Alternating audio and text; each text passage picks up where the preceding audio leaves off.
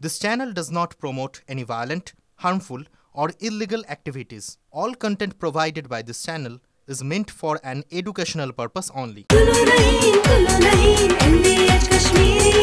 আরে কম দে কিন্তু খাঁটি দে MDH কাশ্মীরি লাল লঙ্কার গুঁড়ো।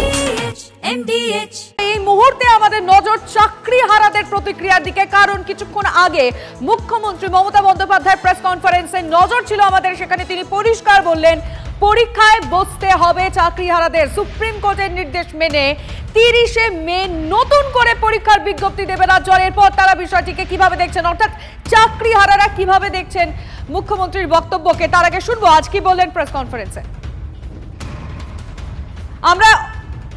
আমরা অবশ্যই মুখ্যমন্ত্রী সেই বক্তব্যের দিকে নজর রাখবো, তবে এই মুহূর্তে বেশি গুরুত্বপূর্ণ সেই সমস্ত চাকরিহারাদের প্রতিক্রিয়া জানাতে সুজয় আমাদের রিপোর্টারের কাছে চলে যাব। সুজয়, উনি কি বলেছেন বা নোটিফিকেশন কি আসতে চলেছে, কারণ সেটা ক্লিয়ার না হলে কত নম্বর কি দিচ্ছেন বা কি দিচ্ছেন এগুলো তো সম্পূর্ণ সবটা, কারণ বলেছেন কিছুটা হয়তো রাগঢাক রেখেই। এবং বারবার বলছি আমরা কিন্তু এক্সাম দিতে প্রস্তুত নই। উনি বললেন যে এক্সাম দেবেন না, এটা বলবেন না, কারণ একই পদের জন্য এক্সাম দিতে আমরা প্রস্তুত নই। উনি আইনি লড়াই যতটা পারবেন, এখনও আশা করবো যে আইনি লড়াই আমাদের চাকরিটা ফিরবে। মুখ্যমন্ত্রী তো বলছেন যে যেহেতু সুপ্রিম কোর্টের আদেশ, তাই কার্যত নিরুপায় হয়েই তাকে এই বিজ্ঞপ্তিটা জারি করতে হবে। হ্যাঁ, যে 31 মের মধ্যে একটা বিজ্ঞপ্তি জারির বিষয় ছিল, সেটা কিন্তু এটা যে একদম ডিটেলসে ডেট ধরে ভ্যাকেন্সি ধরে কি করা হবে এগুলো বলা হলো। এবং যারা বলা হলো যারা এক্সাম দেবে না তাদেরও নাকি একটা আলাদা ডিপার্টমেন্ট করে পরীক্ষা নেওয়ার ব্যবস্থা হবে। বুঝলাম না সবটা আছে কেমন যেন একটা জটিলতা, একটা ধাঁধা।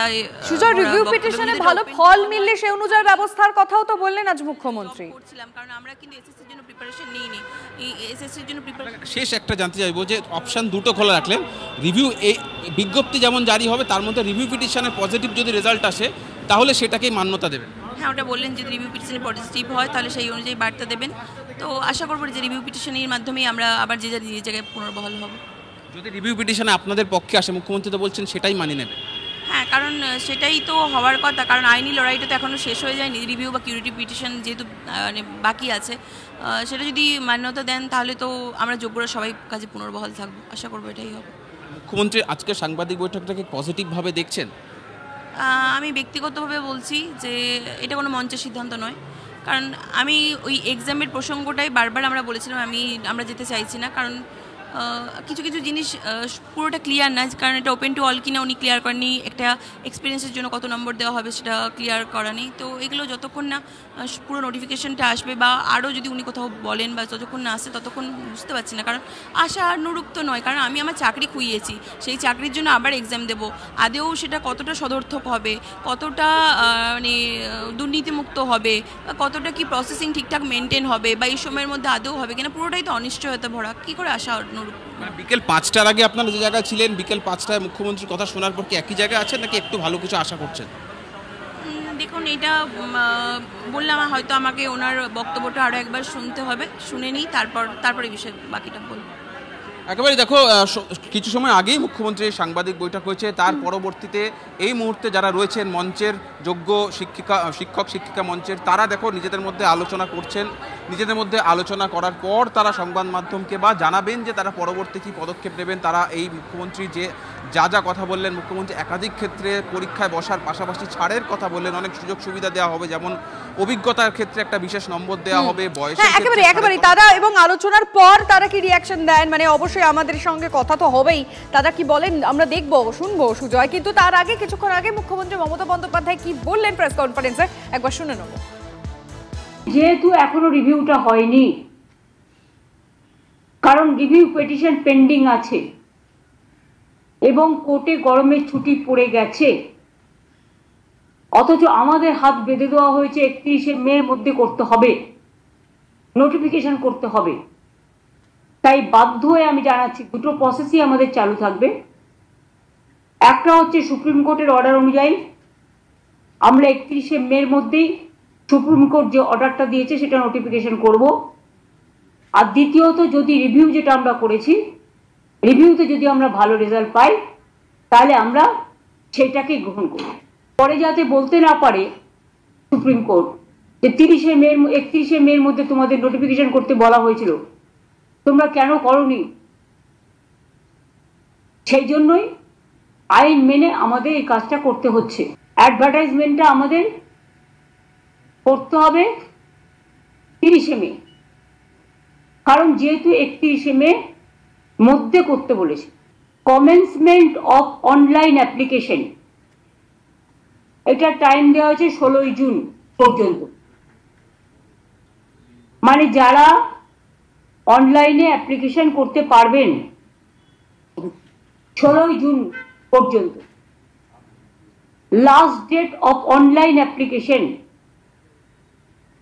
14ই জুলাই করা হয়েছে, হাতে সময় রাখা হয়েছে, যাতে রিভিউ হতে যদি টাইমটা বেশি লাগে সেই জন্য আমরা ইচ্ছা করে 2 মাস হাতে টাইম রেখেছি। পাবলিকেশন অফ প্যানেল আমরা 15ই নভেম্বর করেছি, কারণ আমাদের ডিসেম্বরের মধ্যে করতে বলেছে। আর কাউন্সিলিং যেটা কমেন্সমেন্ট হবে সেটা 20শে নভেম্বর। আমরা চাইছি নভেম্বরের মধ্যেই, যদি রিভিউতে কিছু বিচার না হয় তাহলে আমরা নভেম্বরের মধ্যেই কাউন্সিলিং করে টোটালটা করে দেব।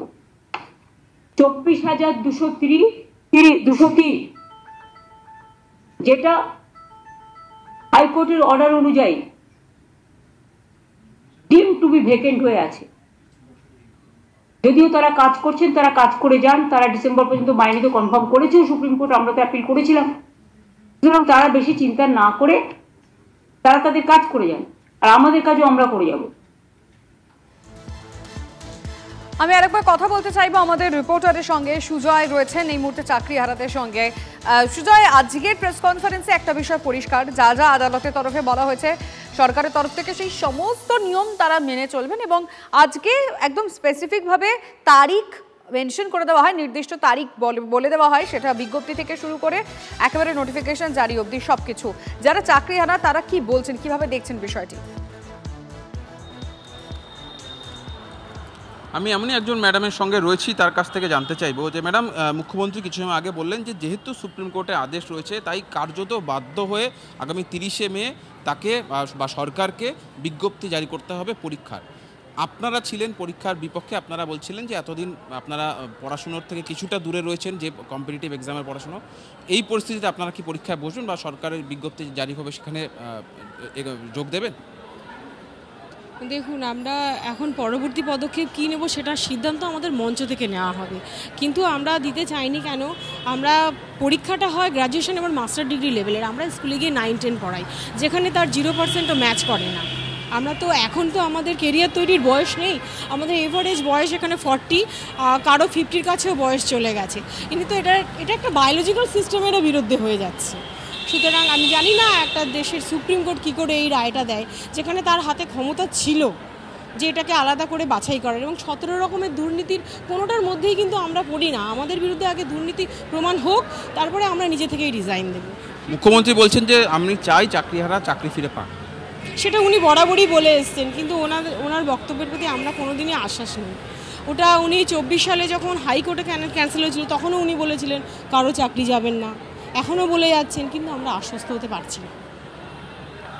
সেক্ষেত্রে আরও একটা বিষয় জানতে চাইবো যে যদি পরীক্ষায় বসেন, যদি আপনাদের এই অভিজ্ঞতাকে একটা বাড়তি নম্বর দেওয়া হয়, সেটাকে কি পজিটিভভাবে নেবেন? সেটা এখন দেখা যাক, যেটা উনি বলছেন উনি করবেন কি না আমি বলতে পারছি না। মুখ্যমন্ত্রী বলছেন যে আপনারা বলবেন না যে পরীক্ষা দেবো না, দিচ্ছি না।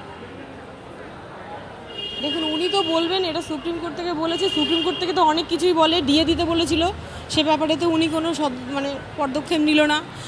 12% হারে টাকা ফেরত দিতে বলেছিল, সেটা কি উনি উদ্যোগী হয়েছেন? উনি টেন্টেডদের টার্মিনেশন লেটার দিতে বলেছে, সে ব্যাপারেও কি উনি উদ্যোগী হয়েছেন? তো এই ব্যাপারটার ক্ষেত্রে উনি এতটা কেন উৎসাহী হচ্ছেন সেটা আপনারাও ভেবে দেখুন, যাতে করে টেন্টেডরা আবার নতুন করে তাদের অন্য কোনো দপ্তরে যেতে পারে, সেই জন্যই। শুধু আমরা যারা একটা টাকাও ঘুষ না দিয়ে চাকরি পেয়েছি, সমস্ত দায়ভারটা আমাদের উপর এসে পড়ছে। অর্থাৎ তুমি শুনলে যে তারা বলছেন যে 10 বছর আগের পরিস্থিতি এবং আজকের পরিস্থিতি সম্পূর্ণ আলাদা, সামাজিকভাবে তারা এখন পরিস্থিতি তাদের পাল্টে গেছে। আমি চেষ্টা করবো আরও যারা রয়েছেন ম্যাডামদের সঙ্গে একটু কথা বলার চেষ্টা করবো। ম্যাডাম, মুখ্যমন্ত্রীর বক্তব্যটাকে একেবারে সুজয় তুমি কথা বলার চেষ্টা করো তাদের সঙ্গে, তো আজকে আরও একবার আমরা আমাদের দর্শকদের শুনতে চাইবো কি বললেন মুখ্যমন্ত্রী। আরো অ্যাডিশনাল আমরা কিছু ভ্যাকেন্সিস ক্রিয়েট করেছি, কারণ আমাদের অনেক খালি পোস্ট আছে, আমি আপনাদের আগেই বলেছি। 11,517 ভ্যাকেন্সিস ফর 9 and 10, এটা অ্যাডিশনাল, এবং 6,912 ফর 11 and 12 টিচারদের জন্য এক্সট্রা পোস্ট করা হচ্ছে। আর 571 জনের জন্য গ্রুপ সি এবং 1000 গ্রুপ ডির জন্যও করা হচ্ছে।